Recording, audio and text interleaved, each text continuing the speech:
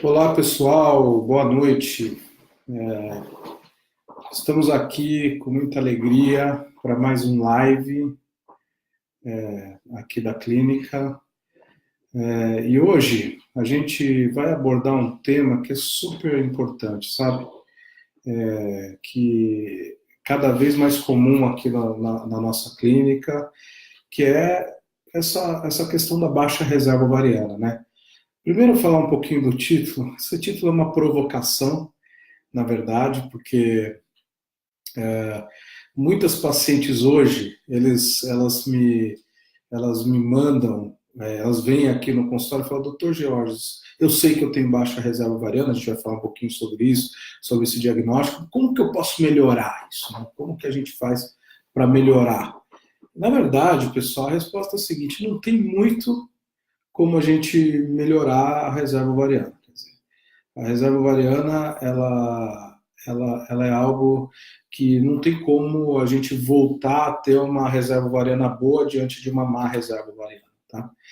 O que a gente precisa, aí sim é uma coisa interessante, é saber lidar melhor com as pacientes que têm baixa reserva ovariana, certo? Então, como a gente consegue melhorar os resultados das pacientes que têm baixa reserva ovariana? Como a gente consegue, talvez, tentar ter uma resposta ovulatória melhor, mesmo diante de uma resposta de uma reserva ovariana? Esse é um tema que tem sido cada vez mais estudado e tem algumas situações, tem algumas atitudes que a gente pode tomar para tentar melhorar isso. E também como, mesmo diante de poucos óvulos, como que a gente pode melhorar o resultado de qualidade desses óvulos. Então, assim, no fundo, eu sempre falo assim, diante de poucos óvulos, a gente não está se importando mais tanto com o número de óvulos, né? Eu acho que a gente tem que se importar mais com a qualidade desses óvulos. Eu brinco que basta um de boa qualidade para ser o teu filho. Então, é isso que a gente tem que pensar, é disso que a gente vai conversar hoje, né? Como lidar com essas mulheres. E como eu sempre venho dizendo para vocês, isso é muito comum. Então, por que, que é muito comum? Então, por que, que hoje cada vez mais é comum nos nossos consultórios? Eu acho que mais de 70% das minhas pacientes hoje têm baixa reserva de óvulos no ovário. E por que isso?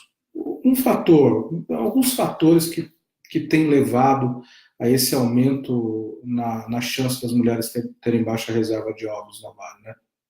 A primeira coisa é idade. Então, hoje a maioria das minhas pacientes tem mais de 40 anos de idade. Nós sabemos que a reserva de óvulos no ovário ela é diretamente ligada com a idade da mulher. Então, nós sabemos que o ovário ele é um reservatório de óvulos, ele não é um produtor de óvulos. Então, a mulher nasce com uma quantidade de óvulos que ela vai gastando durante a vida, e esses óvulos não são renovados. Portanto, com o tempo, essa reserva de óvulos, que ela é finita, ela vai diminuindo. E, portanto, quando a mulher chega numa idade maior, principalmente depois de 35 anos, e mais dramaticamente ainda depois de 38 anos, a gente já costuma ver as baixas reservas de óvulo no ovário, né?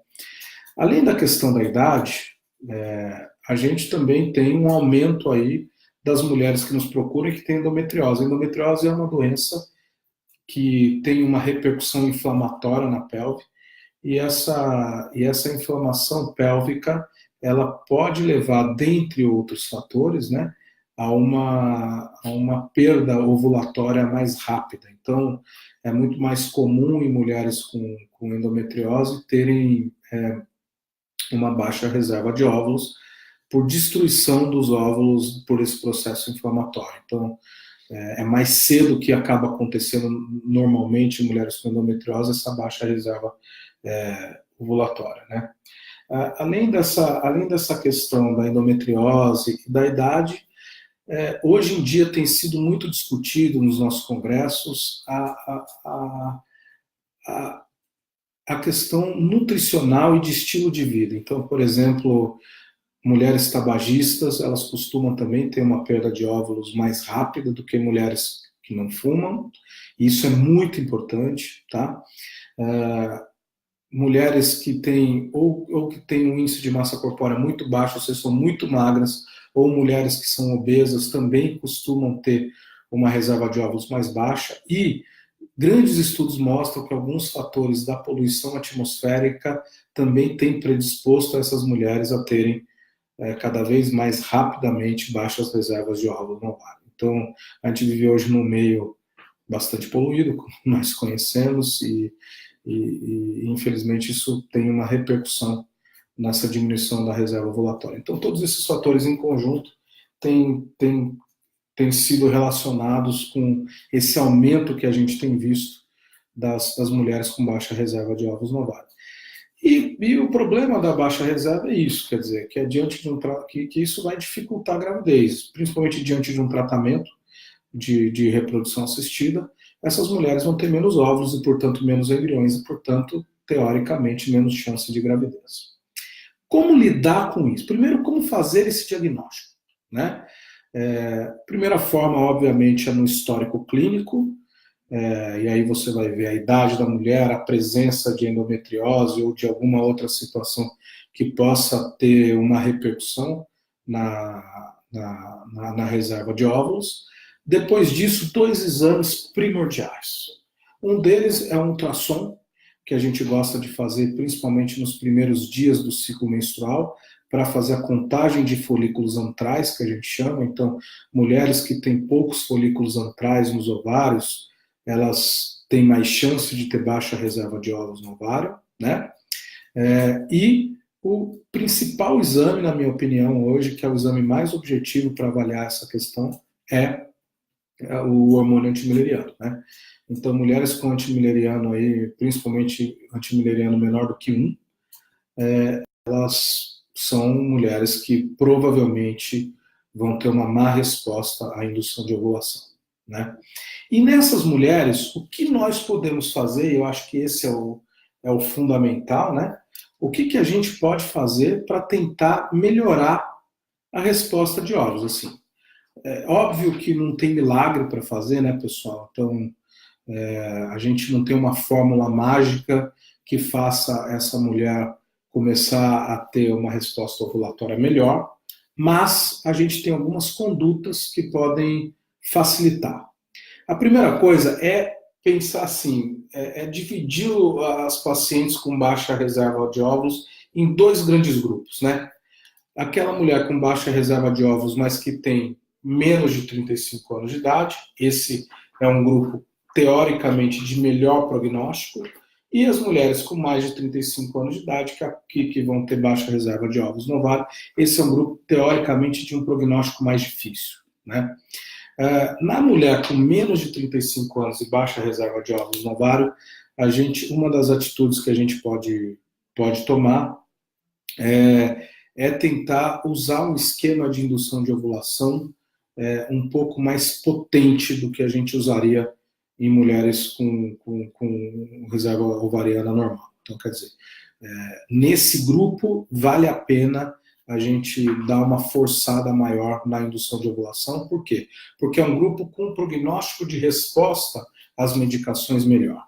Na mulher com mais de 35 anos de idade, principalmente na com mais de 38 anos de idade, teoricamente, a gente costuma ter uma resposta pior mesmo aumentando as doses. Então, nesse grupo, a gente pensa que não adianta muito a gente aumentar a dosagem das medicações, né? Nesse grupo, a gente vai pensar muito mais em usar um esquema de indução de ovulação, pensando muito mais na qualidade dos óvulos do que na quantidade, porque quantidade vai ser mais difícil numa paciente com mais de 38 anos, por exemplo, e que já tenha baixa reserva de óvulos no ovário.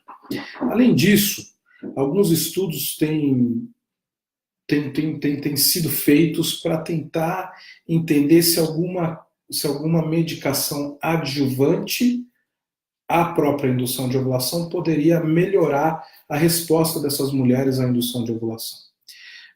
Então já se tentou várias coisas. Já se tentou, por exemplo, usar DHEA, que é um hormônio masculino, para tentar melhorar o recrutamento folicular antes de induzir a ovulação nessas mulheres e, portanto, posteriormente melhorar a resposta ovulatória, né?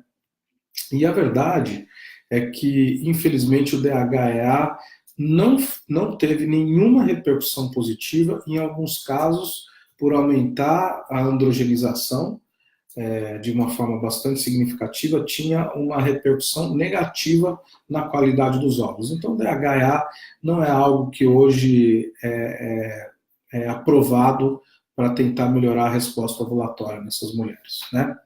Segunda, uma outra medicação que se tentou usar, e aqui na clínica a gente fez um protocolo de pesquisa com relação a isso, é o GH. GH é o hormônio masculino. Hoje o GH, vocês sabem aí, que tem sido bastante usado para melhorar a performance física em atletas, melhorar a performance muscular, ou melhorar o desempenho celular diante de estímulos físicos, né? E se tentou usar isso para tentar melhorar a resposta celular à indução de ovulação, tanto em termos de qualidade ovulatória, quanto em termos de quantidade de óvulos numa indução de ovulação em pacientes principalmente com baixa reserva ovariana. Infelizmente, os estudos mostraram que, e o nosso estudo aqui na clínica também mostrou a mesma coisa, que o GH não tem uma repercussão positiva na melhora aí na indução de ovulação, nem em termos de quantidade, nem em termos de qualidade ovulatória. Então, é um protocolo que também não é mais indicado nos guidelines americanos e europeus, e também aqui na clínica nós não utilizamos. Uma outra atitude que a gente pode ter, e essa eu acho que é mais interessante, é usar antioxidantes. Então, quer dizer, você tem algumas vitaminas antioxidantes que a gente usa para todas as nossas pacientes, principalmente nessas que têm um prognóstico pior em termos ovulatórios, vitamina E, vitamina C, a própria coenzima Q10 tem tido a sua importância em algumas pacientes, para com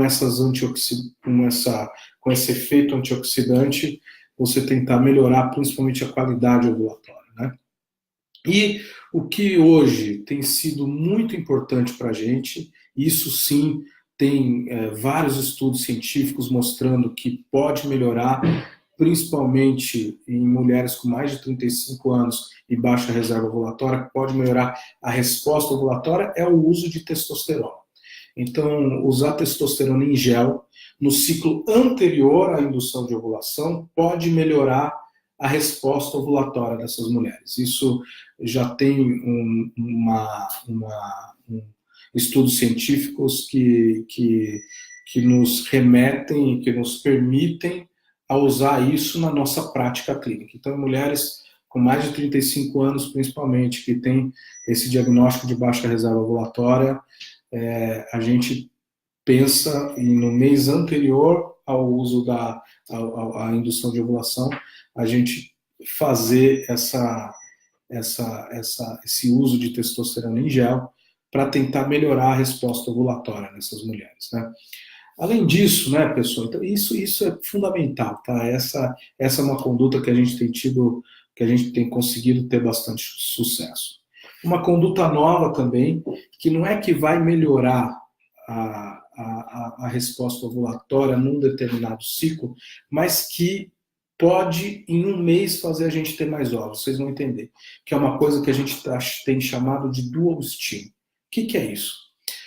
Um conhecimento novo é que as mulheres elas têm duas ondas de crescimento ovulatórios no mês. Antigamente a gente considerava que a mulher tinha uma onda de crescimento ovulatório que começava logo no início da menstruação, e por isso que a gente normalmente começa a estimular a ovulação logo no início da menstruação. Quem já fez o tratamento sabe que é assim que a gente faz. E aí, 10, 12 dias depois, a gente vai colher os óvulos. O que acontece é que o que se descobriu aí é que você tem uma segunda onda de crescimento folicular pós-ovulatória. Então, logo após a ovulação, ou seja, logo após a coleta de óvulos, a gente tem uma segunda onda de crescimento ovulatório. E nessas mulheres que têm baixa reserva ovariana e, portanto, o tempo não é muito nosso amigo, quer dizer, a gente começou a tentar aproveitar essa segunda onda de crescimento ovulatório. Então, nessas pacientes, 3 ou 4 dias depois da indução de ovulação, da primeira coleta de óvulos, a gente pode começar, mesmo se essa mulher não vai ter menstruado ainda, mas a gente começa uma nova indução de ovulação. E a gente consegue, nessa nova indução de ovulação, recuperar mais óvulos. Então, essa mulher vai ter 2, 3, 4 óvulos na primeira coleta, e a gente pode conseguir ter mais 2, 3, 4 ou até mais óvulos nessa segunda coleta. E por que eu falo que até mais óvulos na segunda coleta? Por quê? Porque os estudos têm mostrado, e ninguém sabe muito bem explicar por quê, existem teorias por trás disso, que essa segunda onda folicular, ela tem mais chance de ter mais óvulos. Então, mais ou menos 70% das pacientes que são submetidas à indução de ovulação pós-ovulatória, elas têm um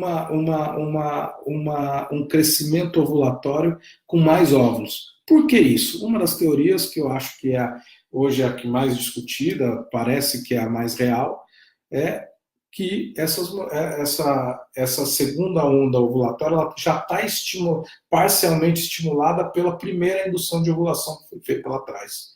Então isso pode ter uma repercussão positiva para essa segunda onda. Então tem uma tendência em 70% das mulheres de ter mais óvulos nessa segunda onda folicular. Então assim, você veja que em um mês, quer dizer, em um mês a gente induz ovulação 2 vezes e, portanto, a gente consegue recuperar mais óvulos nessa mulher. Em um mês a gente consegue recuperar pelo menos o dobro de óvulos, o que é excelente por conta desse timing que a gente não tem, e também por conta dessa indução de ovulação anterior poder ajudar o crescimento ovulatório dessa segunda onda folicular. Então, quer dizer, o dual stim, hoje em dia, a gente tem utilizado para essas pacientes com baixa reserva de óvulos no ovário. Quer dizer, algo que parece ser bastante interessante. Tá? Então, essas são as táticas. Quer dizer, hoje, só para a gente resumir e não ficar a coisa muito jogada aí, né, pessoal? Obviamente que a baixa reserva de óvulos no ovário é algo preocupante, é algo que acaba tornando um pouco mais difícil os nossos tratamentos, mas nós temos algumas táticas, eu destacaria 2, só para resumir, que realmente podem melhorar o prognóstico desse tratamento. Uma delas é usar testosterona em gel no ciclo anterior à indução de ovulação, para tentar melhorar a recuperação de óvulos na indução de ovulação no mês seguinte.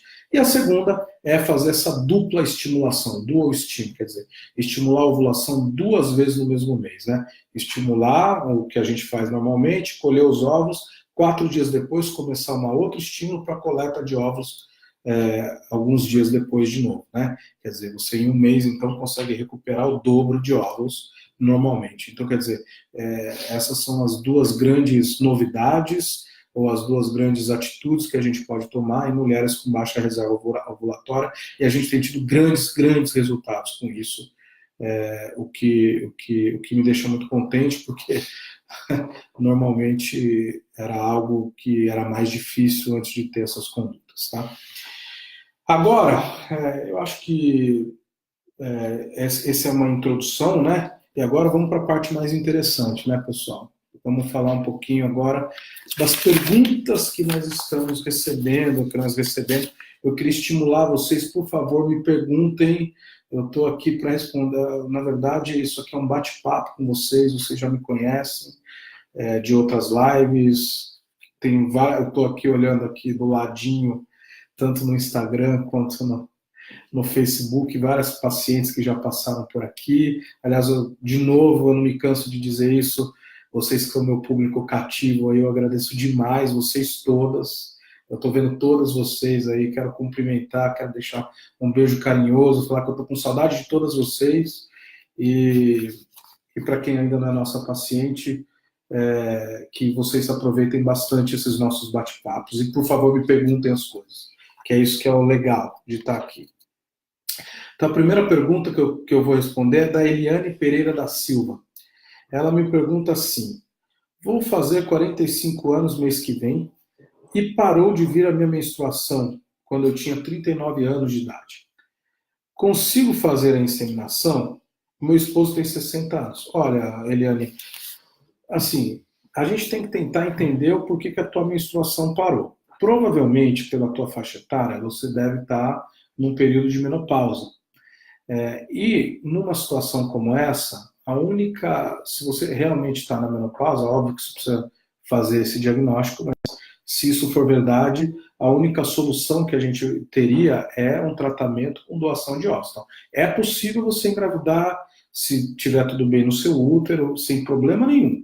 A menopausa não impede um desenvolvimento uterino para receber um embrião. Só que, se realmente você estiver na menopausa, a única possibilidade que a gente vai ter de gravidez é usando óvulos doados, tá? A Mara Carraro me pergunta assim: quero saber se realmente quem tem baixa reserva ovariana, a melhor saída seria a captação de óvulos ou poderia partir para FIV direto, porém mudando o protocolo. Olha, Mara, eu acho que tem uma assim, a captação de óvulos, ela é uma parte da fertilização in vitro, né? Então, quer dizer, para fazer a fertilização in vitro, você precisa captar óvulos, né? E é isso, eu acho que você está certa nesse sentido. Quer dizer, quando você tem uma resposta ovulatória ruim, uma das coisas que a gente pode fazer numa próxima fertilização, numa próxima tentativa de fertilização, é tentar mudar o protocolo de indução de ovulação para tentar ver se esses óvulos podem ter uma melhor, se esse ovário pode ter uma melhor resposta diante de diferentes medicações. A Sheila Costa. Sheila me pergunta assim: embora os óvulos envelheçam e a quantidade diminua exponencialmente a partir de 35 a 40 anos, há alguma recomendação de suplemento ou vitamina para ajudar na quantidade e qualidade dos óvulos para quem pretende se submeter a uma indução ovariana? Essa é uma pergunta super interessante e super up-to-date, tá? Super atual, porque isso se discute bastante. Como eu disse um pouco nessa introdução que a gente fez, né, Sheila, a gente tem usado vitaminas antioxidantes para tentar melhorar um pouco essa perspectiva ovariana, principalmente depois de 35 anos. Então, vitamina E, vitamina C, a própria coenzima Q10 é um pouco discutível, mas também não vai fazer mal, né? Inositol, que é o nome comercial FETSOP, também tem sido bastante utilizado para isso, né? Obviamente, se você tiver curiosidade, dá uma olhada num vídeo que a gente fez aí há 2 semanas atrás sobre nutrição e reprodução humana. Está muito interessante. Então, uma dieta mais adequada, com oleaginosas, uma dieta mais baseada na dieta mediterrânea também poderia ajudar, obviamente, e manter um estilo de vida adequado, né? Quer dizer, não está muito magra, também não está muito obesa, e não fumar. Eu acho que isso são as coisas que podem prevenir a baixa reserva ovulatória no final das contas, tá? A Márcia Marques: o que leva uma mulher com menos de 30 anos de idade a ter uma baixa reserva ovariana? Tem alguma relação com doenças genéticas? Essa também é uma pergunta super interessante.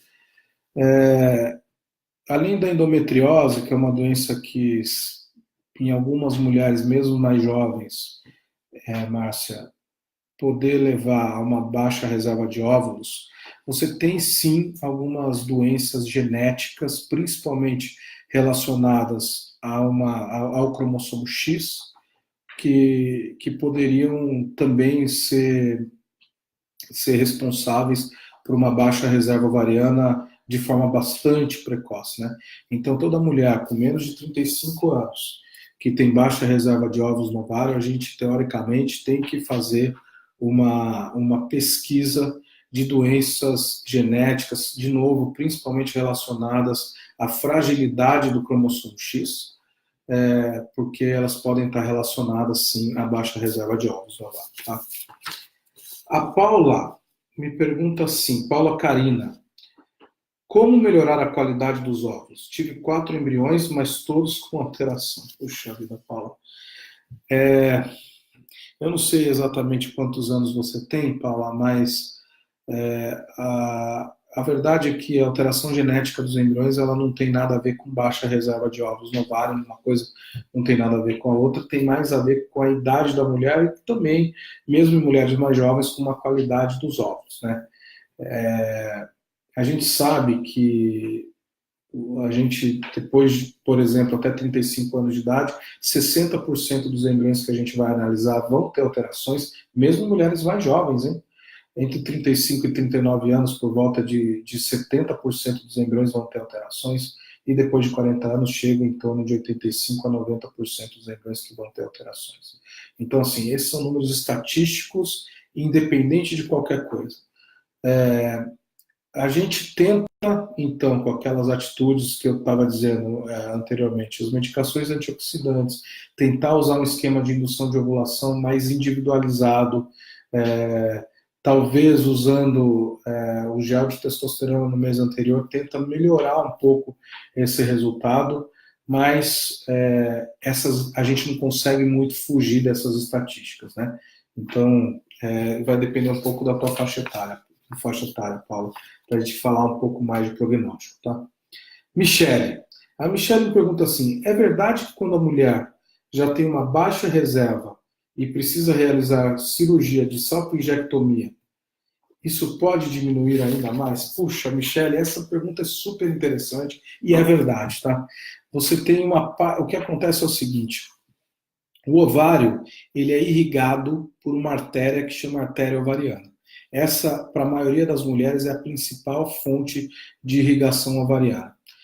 O que acontece é que uma parte do ovário, ele também é irrigado pela artéria da trompa, tá certo? E a artéria tubária que a gente fala.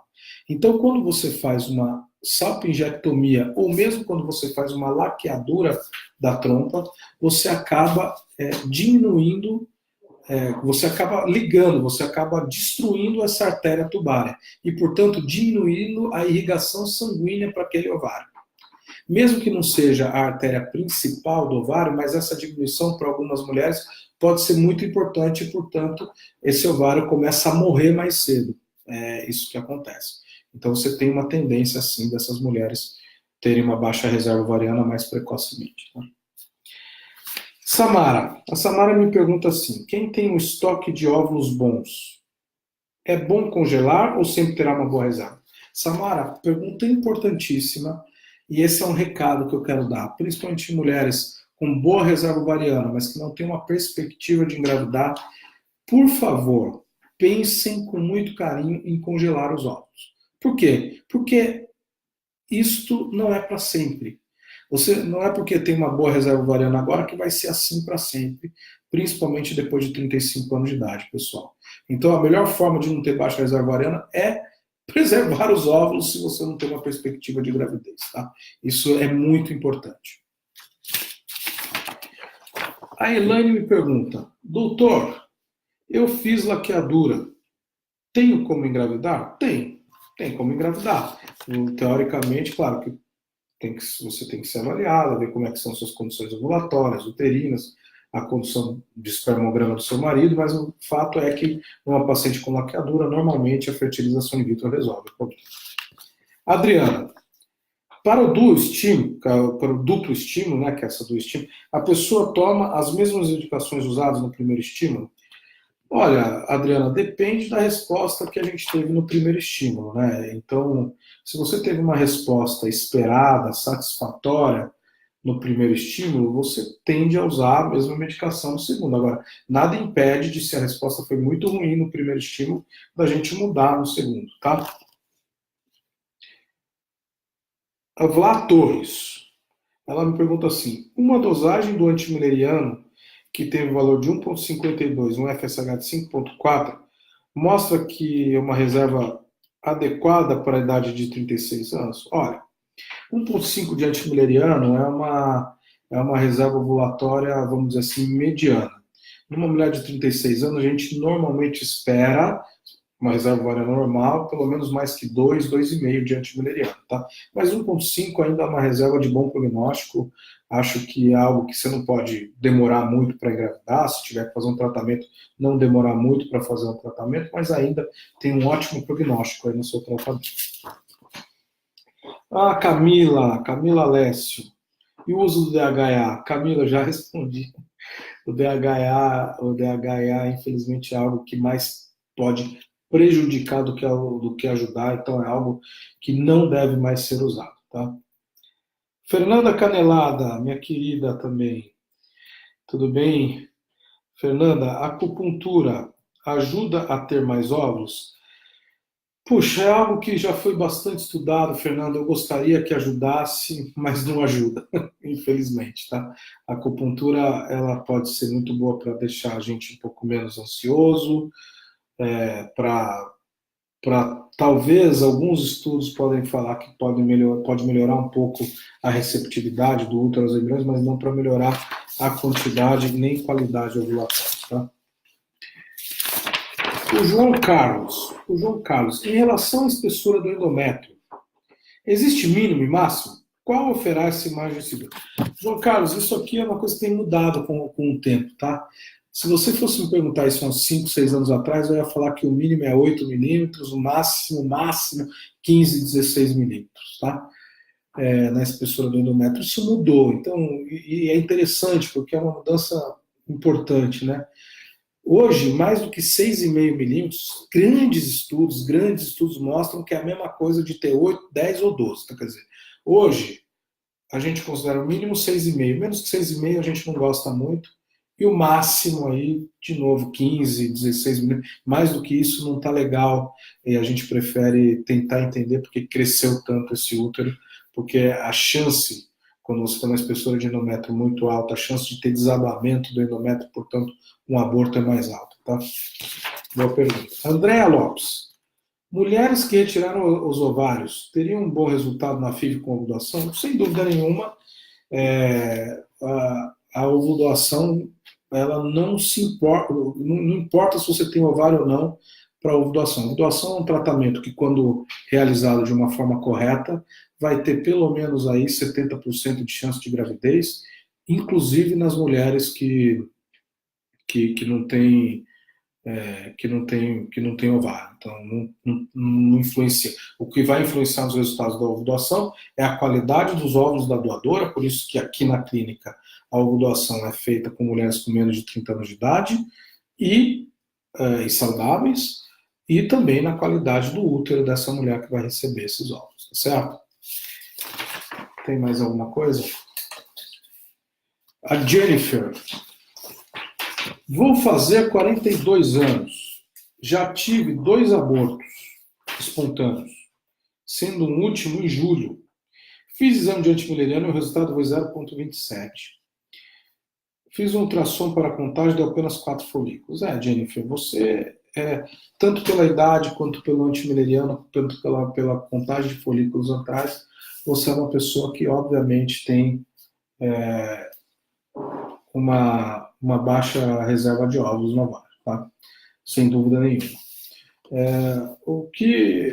Agora, e os abortos, provavelmente aí, claro que a gente precisa te avaliar, né, Jennifer? Isso aí não é uma coisa que dá para dizer, mas assim, existe uma possibilidade grande dos abortos terem, como foram abortos espontâneos, imagino que precoces, e numa mulher de 42 anos, a gente vai pensar mais em alteração genética dos embriões.